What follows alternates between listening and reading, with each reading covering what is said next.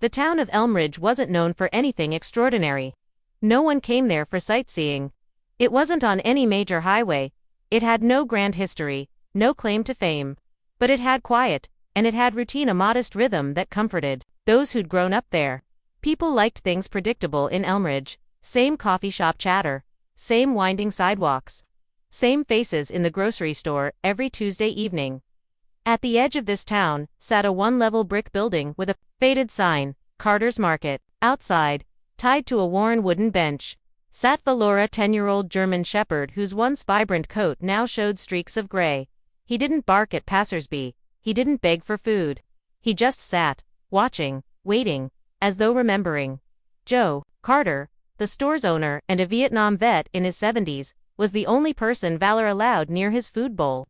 Their story went back 6 years, when Joe adopted him from the city's canine retirement program.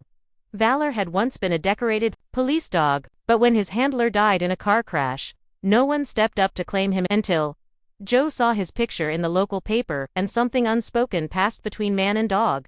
Valor didn't adjust easily. He growled in his sleep, paced at night, and flinched at sudden noises. But Joe understood scars you couldn't see. He'd lived with his own for over 5 decades, so he gave the dog time, and space, and a soft voice when the world felt too loud. Every morning, Valor walked with Joe to the store. He'd sit outside patiently as Joe restocked shelves or greeted customers. The town grew used to him. Kids waved at him, elders nodded respectfully, but few dared touch him. He had an aura, like a retired soldier still wearing the weight of his past. Just 2 blocks away, in a small duplex shaded by maple trees, lived Maya Thompson. She was 14, thin as a twig, with restless eyes that darted like birds startled from trees. Her mother, Denise, worked double shifts, first at the diner, then cleaning offices at night. Her father had left when she was 10. There were no goodbye letters, no calls, just an empty garage and a silent phone.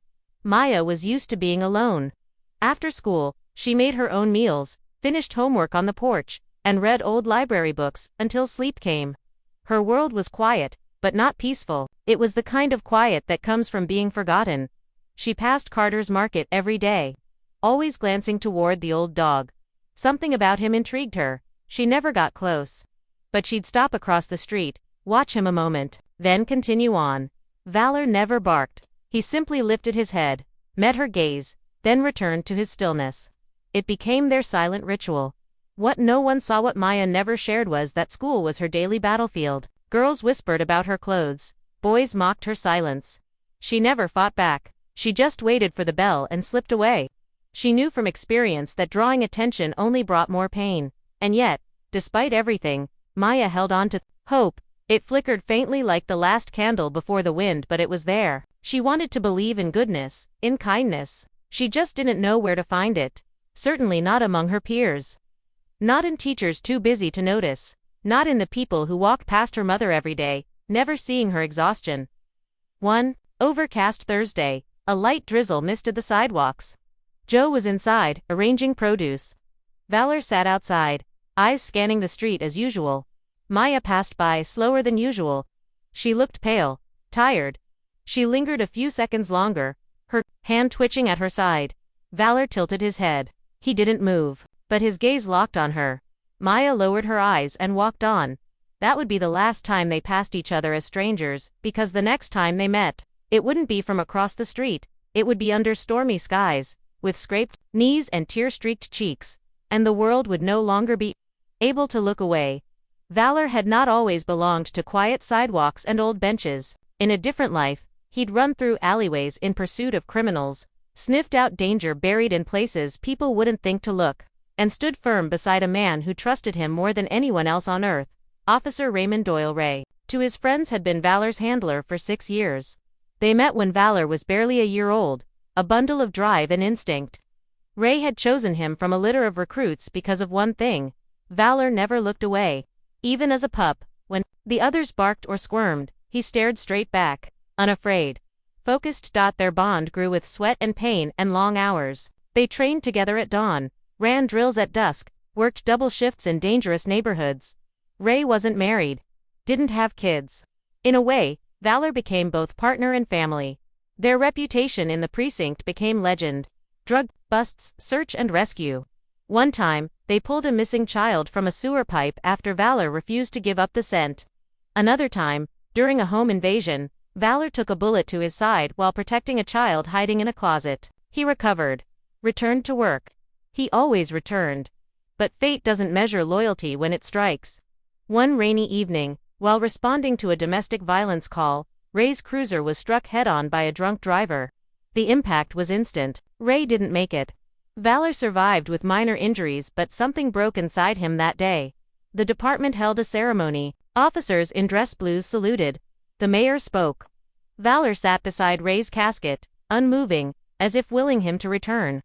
But Ray was gone, and no one quite knew what to do with the grieving K9. Some said Valor should be retired and placed in a kennel facility. Others said he might never adjust, but Joe Carter saw the news footage and recognized something in the dog's eyes. The same loss he'd carried when his brother never came back from war. Joe filed for adoption, signed every paper, and drove to the city shelter 2 days later. Valor didn't respond at first. But when Joe knelt, whispered something low and steady. Valor walked to him and placed his head against Joe's chest. Back in Elmridge, the dog took months to settle. He chewed furniture, refused to eat, paced the house at night. Joe didn't rush it, he simply stayed present. Sometimes sitting beside Valor for hours in silence. He knew what it was to feel hollowed out. Eventually, Valor began following Joe to the store. First with caution, then comfort. Soon, he waited outside every day, choosing his vigil, watching, remembering. Not forgetting who he once was, but learning who he could still be. Just a few blocks away. Maya was unraveling in a different silence. At school, things were getting worse. The bullying turned sharp.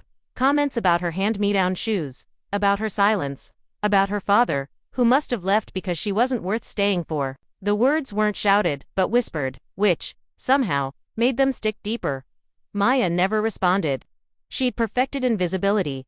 If she didn't fight, maybe they'd get bored. Maybe they'd stop. But at home, the weight stayed with her. Her mother, loving but exhausted, rarely noticed the signs. The bruises weren't physical. They hid behind forced smiles, buried under one-word answers and fading eye contact. Maya found solace in books. Especially stories with animals, creatures that listened, who judged no one. Stories of loyalty and bravery and understanding without words.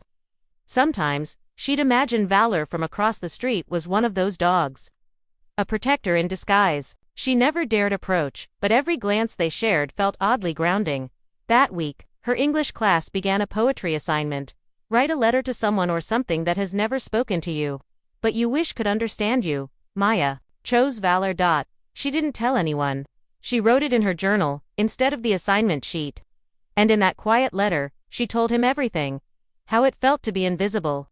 How she feared she might vanish entirely if no one ever truly saw her. How he seemed like he understood even from afar. She ended it with a single line. If you ever saw me in danger, I believe you'd come. She tucked the letter inside her coat pocket and walked to school the next day with her head a little higher. She never knew the day would test those words. Not just test them, but change everything. The woods behind the middle school weren't thick, but they were easy to get lost in. A narrow dirt path cut through tall grass and crooked trees once used for school nature walks, now mostly ignored. Most students avoided it, especially after dark. But Maya had learned its shortcuts by heart. On that Thursday, after a particularly harsh lunch period, Maya decided not to take the usual road home. Her earbuds were in. Her hood was up. She didn't want to pass the crowd outside Carter's Market or risk another sneering face. She just wanted quiet. She stepped onto the trail, with a heavy sigh, the damp earth pressing under her shoes. Leaves brushed her arms. Birds chirped distantly. It should have been peaceful. But halfway through, she realized she wasn't alone. At first it was the crunch of twigs, then whispers, male voices. She turned quickly, heart thudding. 2 older boys, seniors from the high school, were trailing her from a distance. She recognized one, Brett, the quarterback. The other, his friend, always wore mirrored sunglasses, even in clouds. Hey Maya, one called. Slow down. We just want to talk. She didn't stop. Her pace quickened. So did theirs. I said we just want to be friends. Brett laughed. Panic clawed her throat. She broke into a jog, cutting off the trail to an unfamiliar slope. Branches whipped her cheeks. Mud splashed her jeans. She heard them shouting closer now. She tried to scream, but her voice cracked. Her breath came sharp and fast. A root caught her foot, and suddenly she was tumbling. She hit the ground hard, knees scraping on gravel, palms torn by sharp rocks. Everything hurt, but she forced herself up, kept running. She burst out of the woods into the open street, just outside Carter's Market. Her voice finally found strength. "Help, please." She stumbled toward the curb, waving frantically at passing cars. One slowed, looked, then accelerated. Another rolled up its window. A woman across the street paused, then turned away. No one came. She screamed again. "Somebody help me." Behind her, the trees rustled. Brett's voice rang out mocking. Louder than before. That's when Valor moved. He had been sitting by the bench, half dozing, until the scream sliced through his senses like a siren. His ears perked, eyes narrowed. Muscles tensed. Joe, inside the store, hadn't heard it. But Valor had. The moment he saw Maya's face-bloodied knees, tear-streaked cheeks, panic pouring from her, his leash snapped taut. He growled once, low and deep. Maya collapsed to her knees, just as Brett stepped from the woods. Laughing, then Valor surged forward. The leash tore from the post. His paws hit the pavement, claws clicking. He didn't bark. He didn't hesitate. Brett froze. What the Valar placed himself between Maya and the boys, teeth bared, stance unflinching. He didn't lunge, not yet, but everything in his body warned. One step closer, and you'll regret it. Brett raised his hands, backing up slowly. I didn't do anything. We were just messing around. The other boy was already gone, vanishing into the trees. Joe burst out of the store just as Maya fell into Valor's side, sobbing, her arms wrapped around his neck, holding on like he was the last solid thing in the world. Neighbors began to gather. Phones came out. Someone called the police, but Valor didn't care about the crowd. His eyes stayed fixed on the trees until the threat was fully gone. Then he turned, nudged Maya's face gently with his snout, and let out a soft whimper. Joe knelt beside them, stunned. "Maya, what happened?" She didn't answer, just kept her face buried in Valor's fur. And the dog, once forgotten, once lost in his own grief, stood guard once again. At the hospital, Maya sat wrapped in a blanket, dried blood on her jeans and tiny stones embedded in her palms. Her hands trembled even as a nurse gently cleaned them. Her eyes, though open, didn't focus. She was somewhere else, still hearing footsteps behind her, still feeling breath too close, still expecting to be ignored. The police had arrived quickly. They took her statement, though it was fragmented and barely coherent. She refused to say much. Just enough to make it clear. Those boys hadn't been just playing. But when asked for details, she shut down, looked away. One of the officers nodded with a sigh. He'd seen the signs before: trauma, mistrust, withdrawal. Joe sat in the waiting room, Valor at his feet. They hadn't left her side since it happened. The staff made an exception for the dog. "He's special," the nurse said. "She won't let anyone near her unless he's around." Joe had seen it too. The way Maya clung to Valor like an anchor, as if his fur could muffle the fear screaming in her chest. Joe didn't ask questions. He just waited. Every so often, he'd glance at the dog and whisper, "Good boy, soldier." In the quiet hours of the evening, as the sun dimmed and the hospital lights flickered on, Maya finally spoke. Not to a doctor, not to Joe, but to Valor. Her voice was barely audible. A whisper, like the tail end of a breath. "You heard me." Valor looked up. His ears twitched. "No one else did, ... but you did." Joe, sitting nearby, turned slightly but said nothing. He knew this wasn't his moment. Maya leaned forward, pressing her forehead to Valor's. "I thought I'd disappear." I screamed, and it felt like the world turned away. "But then you came." She paused, then said something even softer. "Why did you come?" Valor didn't answer, of course, but his eyes met hers, deep, steady, unflinching. And in that gaze, Maya found something she hadn't felt in a long time: belief. Not in justice, not yet, not even in people. But in something older, purer. A connection forged in silence. A truth that couldn't be spoken, only felt. In the days that followed, Maya stayed in observation. CPS was notified. Procedures were set in motion. Evaluations, forms. The system moved quickly but impersonally. To them, Maya was a case file. But, to Valor, she was something else entirely. Each time a nurse walked in, Maya would flinch unless Valor was nearby. Each time a clipboard was produced, she clammed up. But when it was just the dog, her body eased. Her shoulders dropped. She even began to hum softly, unconsciously while running her fingers through his fur. Joe noticed it, too. That dog's doing more for her than a room full of doctors, he muttered one morning. A social worker named Trina finally pulled Joe aside. I've been with Child Protective Services for 15 years, she said, flipping through her notes, and I've never seen a child bond this fast with anyone, much less a dog. Joe nodded. Valor's different. He's not just different, she replied. He's her voice right now. That evening, Joe found Maya staring out the window, the journal in her lap. The one she always kept close. It was open, and her pen was moving. He stepped closer. Writing? He asked gently. She nodded. To Valor. Joe smiled faintly. Mind if I hear? She hesitated, then slowly turned the page toward him. The letter read, Dear Valor, you saved me, not just from them, but from the part of me that was giving up. You looked at me like I mattered, and I believed you. Please don't stop looking. Joe's throat tightened. Valor, ever calm, rested his head on her knee. She placed a hand on his back. Steady now. No more shaking, no more fear in that moment. Just connection. For the first time in a long while, Maya wasn't alone in her pain, and Valor, once lost in his own mourning, had found his purpose again. Maya finally speaks, but only to Valor. Adversity, she is reluctant to trust any adult or system that failed her. Resolution, hint, through Valor's silent, steady presence, Maya begins to reclaim her voice and her belief that someone truly sees her. 2 days after the incident, Maya was released into temporary care under CPS supervision. She didn't return home. Her mother's long hours and absence, though not neglectful in intention, had left Maya too vulnerable. For now, she would stay in a foster placement unless a more suitable guardian could be found. Joe stood beside her as she stepped out of the hospital. Valor, alert and waiting, wagged his tail just slightly when she appeared. It was the first movement of joy he'd shown in days. Maya dropped to her knees. You waited. Valor pressed his head against her chest in reply. The social worker watched the exchange in silence, then turned to Joe. We normally don't permit animals in the visitation process, but if there's ever been a reason to bend the rules, this is it. That afternoon, Joe arranged for Maya and Valor to spend a few hours together behind Carter's Market. He laid out a blanket in the grassy alley out back, away from customers. No one disturbed them. Maya sat cross-legged, while Valor lay beside her, his chin resting on her foot. They think I'm broken, she whispered. Joe, sitting on an upturned crate nearby, leaned forward. Who says that? Everyone, school, CPS. People just look at me like I'm fragile. She didn't look up, but Valor doesn't. He looks at me like I'm whole. Joe's voice was low. You know, Valor didn't bark the first year I had him.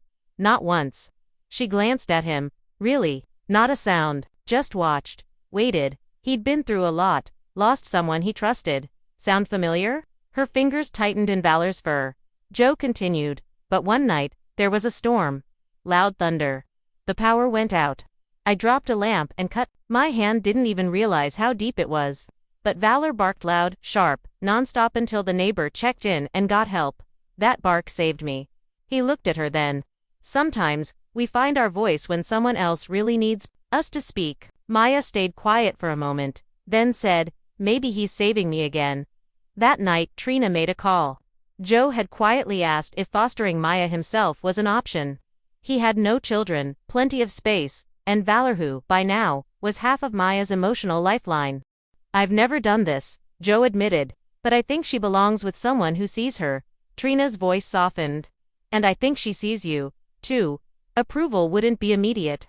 Paperwork, evaluations, interviews, those all stood between them. But Maya knew one thing.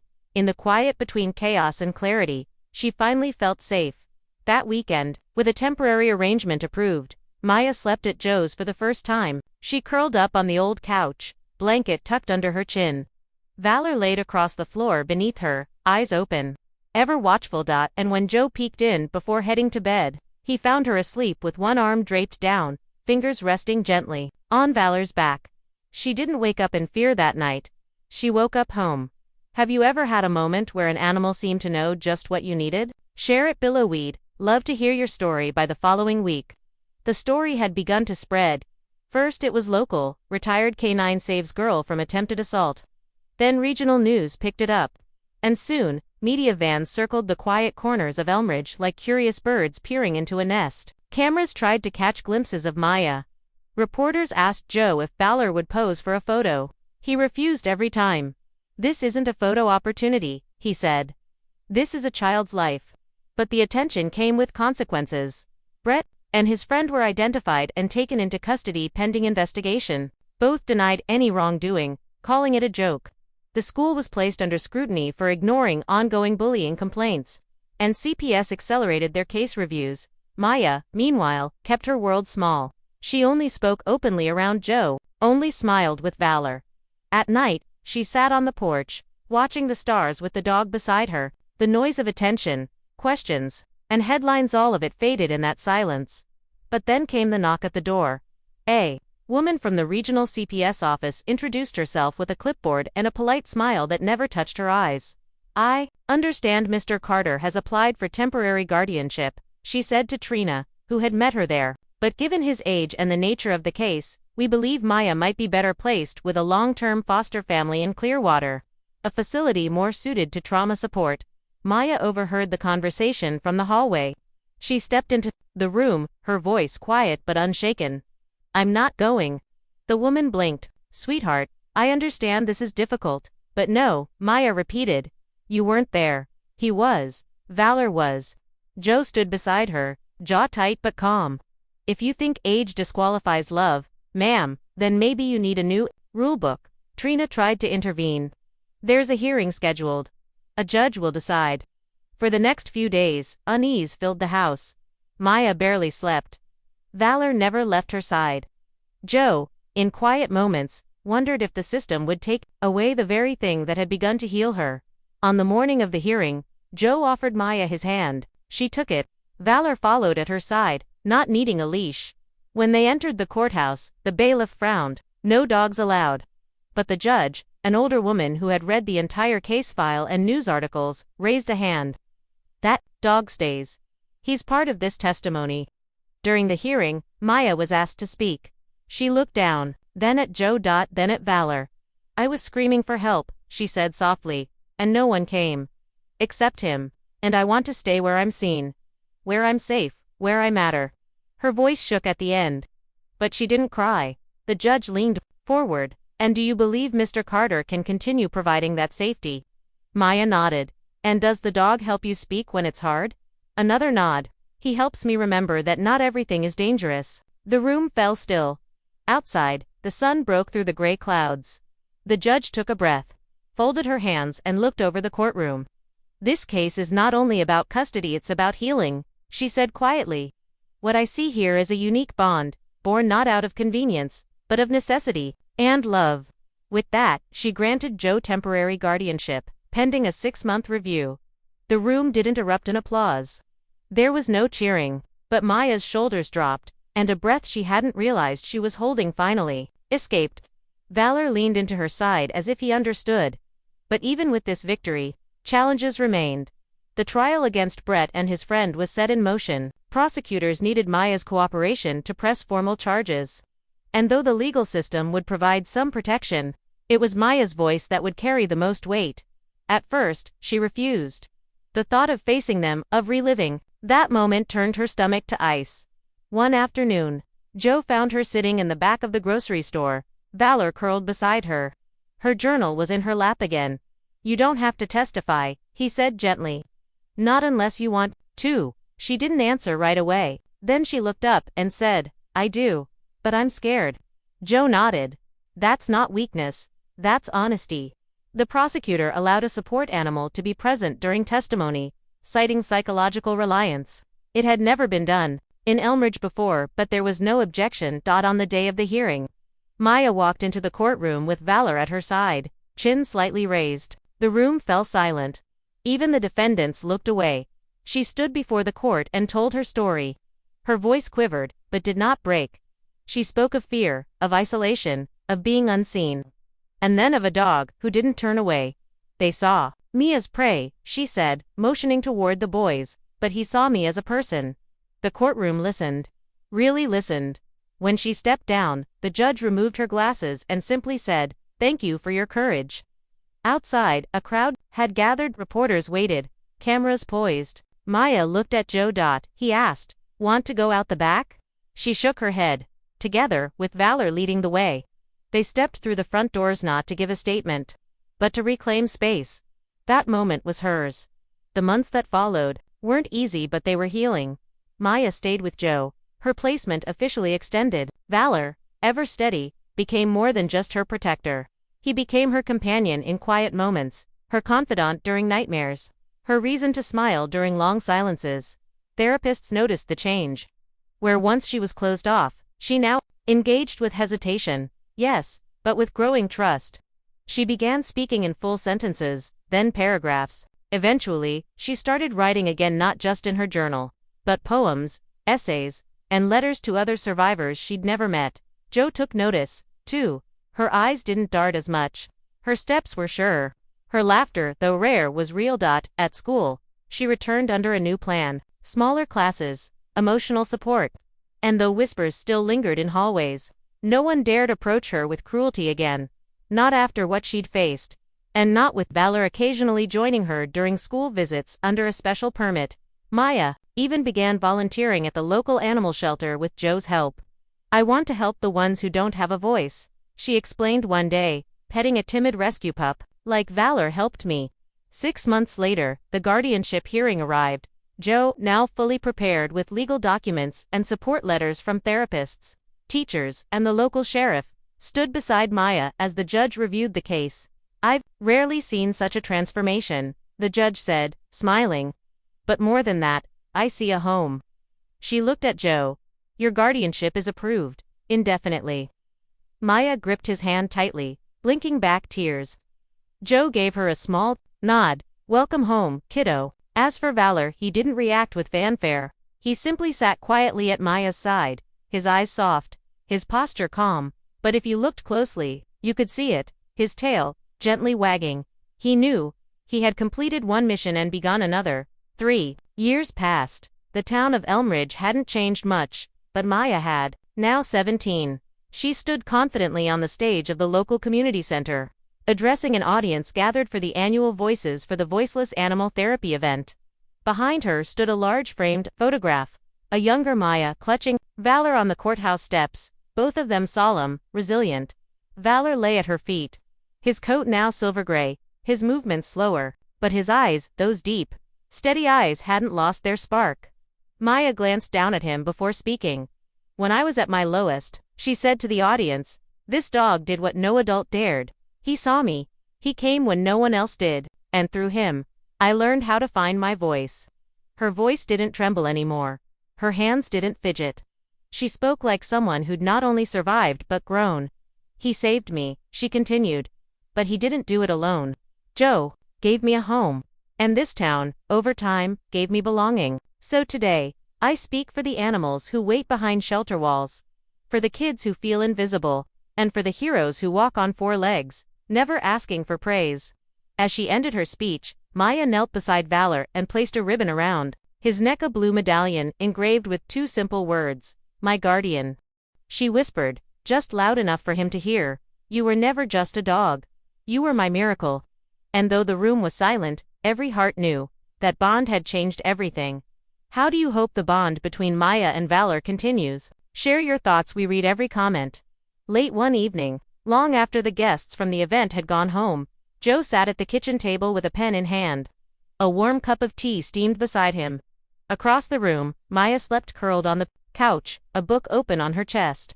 Valor lay nearby, his breathing deep, slow, peaceful. Joe stared at the blank page for a moment, then began to write.